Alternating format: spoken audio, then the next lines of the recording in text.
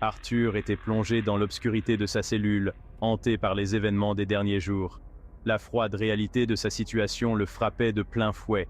Il était prisonnier, impuissant. L'image de ses amis, capturés avec lui, le torturait. Le visage d'Elijah, marqué par l'inquiétude, était gravé dans son esprit. Arthur se reprochait leur sort. Il avait juré de les protéger, mais avait échoué. La culpabilité était un poids lourd sur sa conscience. Malgré la peur qui le rongeait, une détermination farouche brillait dans ses yeux. Il ne se laisserait pas abattre. Il trouverait un moyen de s'échapper, de sauver ses amis et de se venger de ceux qui leur avaient fait du mal. Son esprit, aiguisé par des années d'entraînement, cherchait une issue. Il analysait chaque détail de sa cellule, chaque son, chaque odeur. Il devait rester vigilant, prêt à saisir la moindre opportunité. Un éclair familier déchira les ténèbres de la cellule. Sylvie, sa fidèle compagne, apparut devant lui. Le soulagement inonda Arthur, chassant un instant le désespoir qui l'envahissait. Elle était saine et sauve. La petite dragonne se précipita dans ses bras, lui léchant le visage avec affection. Sa présence était un baume sur ses blessures, un rappel de ce pourquoi il devait se battre. Sylvie était bien plus qu'une bête liée à lui par la magie. Elle était sa confidente, sa protectrice, sa famille. Sa joie de la retrouver était immense, mais teintée d'inquiétude. Où étaient les autres? Sylvie, incapable de parler, ne pouvait répondre à ses questions. Le regard inquiet de la dragonne en disait long. Arthur comprit que la situation était plus grave qu'il ne l'imaginait. Ses amis étaient en danger et il devait agir vite. La lourde porte de la cellule grinça, annonçant l'arrivée d'un visiteur. Winsome, le l'Ancien, se tenait devant lui. Son regard perçant semblait sonder l'âme d'Arthur. Le jeune homme se redressa, prêt à affronter son geôlier. « Arthur, nous devons parler. » Winsome était un personnage énigmatique, capable de cruauté et de compassion. Arthur se méfiait de lui, mais il voyait en lui sa seule chance de sortir de cet endroit. Le l'Ancien lui proposa un marché, la liberté en échange d'un serment. Arthur hésita. Il ne pouvait se résoudre à servir celui qui le retenait prisonnier. Mais la vie de ses amis était en jeu. Leur sécurité dépend de ta coopération, Arthur. Le choix était déchirant, mais Arthur savait qu'il n'avait pas d'autre option. Il jura fidélité à Winsome, scellant ainsi son destin. Un pacte forgé dans la nécessité, avec l'espoir secret de le briser un jour. Malgré sa situation précaire, Arthur restait inébranlable dans sa détermination à sauver Elijah. Il interrogea Winsome sans relâche, cherchant à connaître le sort de son ami. Le l'Ancien, amusé par sa ténacité, se contenta de réponses vagues. Arthur comprit que Winsome jouait avec lui, testant sa résolution. Il refusa de se laisser manipuler. Il utiliserait sa ruse et sa force pour obtenir ce qu'il voulait. La rage bouillonnait en lui, alimentée par l'impuissance et l'inquiétude. Il canalisa cette fureur en une détermination froide et inflexible. Il s'entraînerait sans relâche, repoussant ses limites. Il deviendrait plus fort, plus rapide, plus puissant. Il serait prêt à affronter n'importe quel ennemi pour sauver Elijah. Rien ne se mettrait en travers de son chemin, pas même Winsome. Le jeune homme sentait en lui un pouvoir latent, prêt à se déchaîner. Il était prêt à tout pour protéger ceux qu'il aimait. Les conversations avec Winsome révélèrent une vérité terrifiante. Vritra, le dragon maléfique, était de retour. Une ombre planait sur le monde, menaçant de tout engloutir. Arthur comprit que son destin était lié à cette menace. Il se sentait responsable. Vritra était son ennemi juré, et il avait juré de le vaincre. L'enjeu était colossal. Il ne s'agissait plus seulement de sauver ses amis, mais de protéger le monde de la destruction. Winsome lui expliqua que Vritra était à la recherche des reliques, des artefacts d'une puissance inimaginable.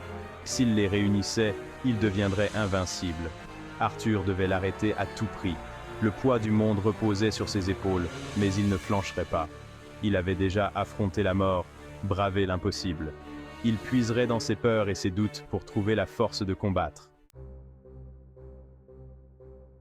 L'arrivée fracassante de Byron, le roi arrogant, brisa la tension palpable.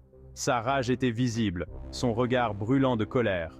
Il reprochait à Winsome d'avoir capturé Arthur, défiant son autorité. Le face-à-face entre les deux hommes était électrique. L'air crépitait d'énergie magique. Arthur, spectateur malgré lui, sentait la puissance brute qui émanait d'eux. Winsome, libère Arthur immédiatement. C'est mon prisonnier, pas le tien. Non, Béron. Arthur reste avec moi. Tu ne m'intimideras pas. La tension monta d'un cran. Les deux hommes étaient prêts à se livrer un duel à mort. Arthur, pris entre deux feux, mesurait la gravité de la situation.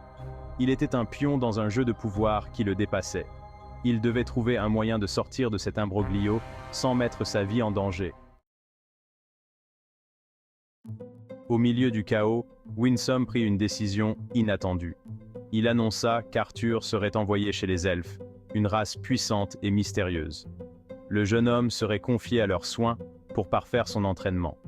La surprise laissa place à une certaine appréhension. Les elfes étaient réputés pour leur arrogance et leur mépris pour les autres races.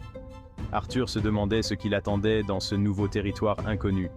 Béron, pris de court, protesta avec véhémence. Tu ne peux pas faire ça, Winsome. Arthur doit rester ici.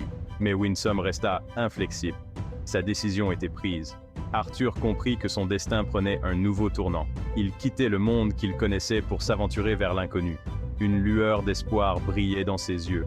Peut-être que cette épreuve lui permettrait de devenir assez fort pour vaincre Vritra et sauver ses amis.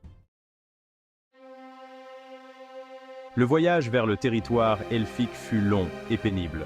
Arthur, escorté par des gardes impassibles, était plongé dans ses pensées. Il essayait de donner un sens à la situation, de comprendre les motivations de Winsome. Le Lancien lui avait révélé qu'il était un descendant des Asura, une race ancienne et puissante. Un lourd héritage à porter, surtout dans un monde qui les avait oubliés. Arthur se sentait perdu, tiraillé entre son humanité et ce passé qui lui était étranger. Il voulait seulement vivre une vie paisible, entouré de ses amis. Mais le destin en avait décidé autrement. Il était destiné à accomplir de grandes choses, à affronter des dangers que les autres ne pouvaient imaginer. La route qui l'attendait était pleine d'incertitudes et de périls. Mais Arthur était prêt à l'emprunter, guidé par sa détermination et l'espoir de retrouver un jour ses amis. Au fond de lui, une petite voix lui murmurait la prudence. Il ne pouvait pas faire aveuglément confiance à Winsome. Le Lancien était imprévisible, ses motivations obscures. Arthur devait rester vigilant, prêt à déjouer ses plans. Il ne se laisserait pas manipuler. Il utiliserait son intelligence et sa ruse pour servir ses propres intérêts. Il devait apprendre à naviguer dans les eaux troubles de la politique et du pouvoir, sans perdre son chemin. Le danger pouvait surgir de partout. Arthur le savait. Il devait se préparer à affronter l'inconnu, à lutter pour sa survie et celle de ses amis. Il ne baisserait pas les bras. La détermination qui l'animait était plus forte que la peur. Il était prêt à tout pour protéger ceux qu'il aimait, même si cela signifiait défier le monde entier. Malgré les épreuves qui l'attendaient, Arthur s'accrochait à l'espoir. Il savait que ses amis étaient en vie, et cela lui donnait la force de continuer. Il s'entraînerait sans relâche, deviendrait plus fort que jamais. Il ne laisserait ni le doute ni la peur le faire sombrer. Il avait surmonté tant d'obstacles par le passé. Il trouverait un moyen de vaincre ses ennemis et de protéger ceux qu'il aimait. La route serait longue et semée d'embûches, mais Arthur était prêt à l'emprunter. Il avait un but, une raison de se battre, et cela faisait toute la différence. L'espoir, même ténu, était une flamme qui brûlait en lui, l'empêchant de sombrer dans les ténèbres. Il était le seul maître de son destin. Il écrirait sa propre légende.